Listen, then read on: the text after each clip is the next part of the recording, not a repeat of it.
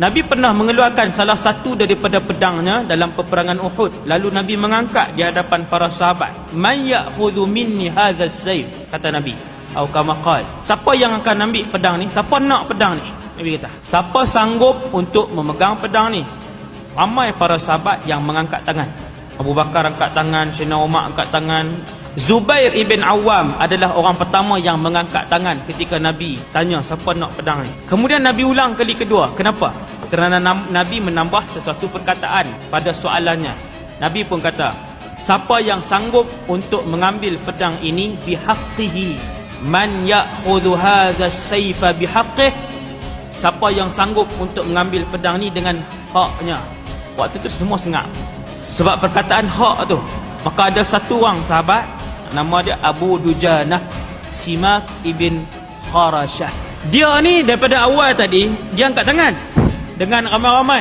Bila Nabi ulang soalan, Nabi tambah perkataan, siapa sanggup ambil pedang ni dengan menunaikan hak pedang ini. Sahabat jadi takut, semua tak angkat tangan dah. Abu Dujanah ni duk angkat lagi. Dia kata, saya ya Rasulullah, saya. Maka dia sanggup untuk ambil pedang ni dengan haknya. Kemudian dia tanya Nabi, ya Rasulullah, apakah hak yang mesti ditunaikan bila ambil pedang ni? Nabi pun kata, hak pedang ini ialah kamu berlawan menggunakan pedang ini sehingga pedang ini patah. Nabi kata, haqquhu an tadriba bihi hatta yankasir. Kamu menggunakannya untuk berperang, untuk berlawan sehingga ia patah. Maka Abu Dujanah pun kata, aku akan menunaikan hak pedang itu ya Rasulullah, pedang Nabi. Maka Abu Dujanah pun masuk dalam peperangan. Dia pun mula menghayunkan pedang Nabi ke kanan dan ke kiri.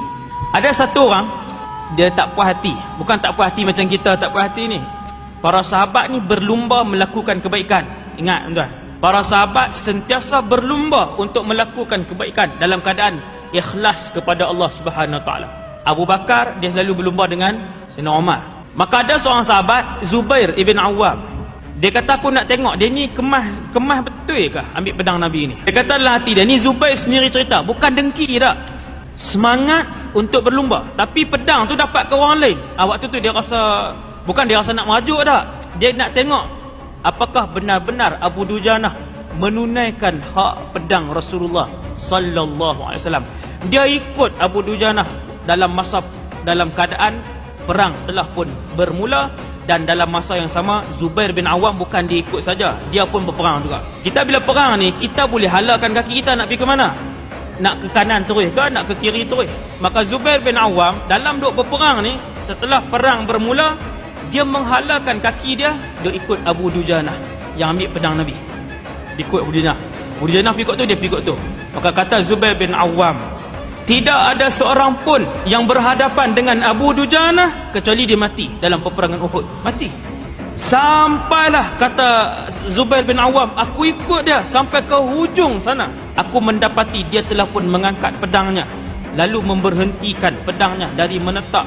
Dan rupa-rupanya orang yang berada di hadapan Abu Dujanah itu adalah seorang wanita. Siapa dia? Isteri Abu Sufyan. Panglima paling tinggi pihak Quraisy adalah Abu Sufyan. Isteri Abu Sufyan turut serta dalam perang Uhud dan fungsi dia ialah menaikkan semangat tentera-tentera lain. Dia yang duk tolong cakap. Maka Abu Dujanah ni masuk sampai ke dalam. Sampai ke dalam. Sebab setiap orang yang main halang dia bunuh dengan pedang Nabi. Dan Abu Dujanah ni kalau tengok kisah hidup dia, dia memang seorang pahlawan Islam yang terkenal. Panglima, dia bukan orang biasa, dia panglima. Kira dia ambil pedang Nabi, Nabi kata, hak pedang ni kamu berlawan sampai patah pedang ni.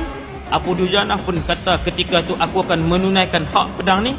Dia pun berkeluar satu kain merah, diikatkan dan dililitkan di kepalanya. Di dalam peperangan, sesiapa yang melilitkan kain merah di kepalanya, itu bermaksud dia akan berlawan sehingga titisan darah yang terakhir. Bila sahabat tengok Abu Dujanah keluar kain dia lilit kat sini, mereka pun kata dah, Abu Dujanah telah pun melilitkan isabatal maut, kain kematian. Maksudnya dia tak balik lah. Perang kali ni tak balik dah. Bukan senang tuan tu. Jadi dia masuk, dia tetap sampai ke dalam, tiba-tiba dia angkat, dia berhenti. Zubair duk tengok. Maka kata Abu Dujanah, dia cerita lepas tu, akramtu sayfa Rasulillah alla aqtula bihi imra'atan. Aku memuliakan pedang Nabi SAW untuk aku tidak membunuh seorang wanita menggunakan pedang Nabi SAW. Bukan kelakian. Bunuh orang perempuan bukan kelakian. Tengok sahabat tuan. Hari ini tentera Israel, tentera Bashar al-Assad bukan wanita, kanak-kanak pun dia bunuh. Tak ada nilai kemanusiaan, tak ada.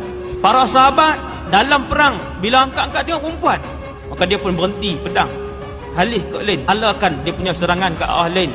Kata Abu Dujanah, aku memuliakan pedang Nabi untuk tidak membunuh seorang wanita kerana kemuliaan pedang Nabi sallallahu alaihi wasallam. Daripada perang itulah beliau digelar sebagai Saifu Rasulillah, pedang Rasulillah. Kalau pedang Allah, Sayyidina Khalid Al-Walid, kan? Tapi kalau pedang Rasulullah, Abu Dujanah Simak ibn Kharashah Al-Ansari.